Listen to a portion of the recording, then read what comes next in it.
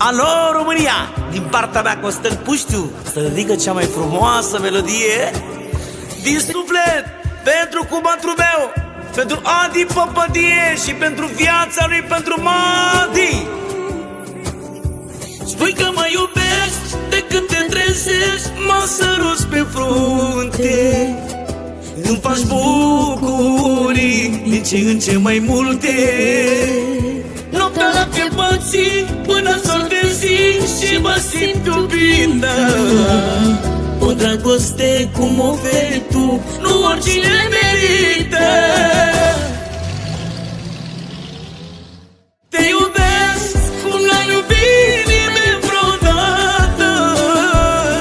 Te iubesc, nu ți-aș face rău niciodată. În afară de dragostea ta nu-ți voi cere nimic altceva.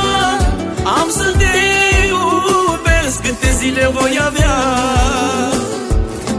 Te iubesc cum n-a iubit nimeni vreodată.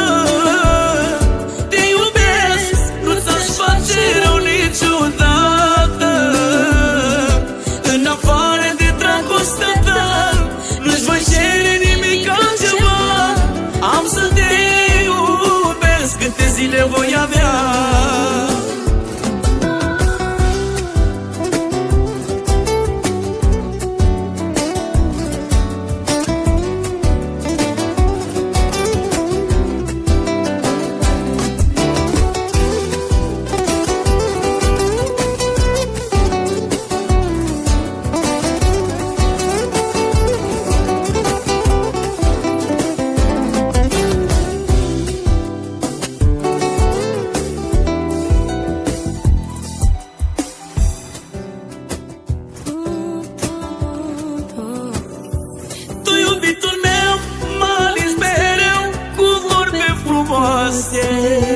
În inima ta să intre al ta, nu ar avea șanse.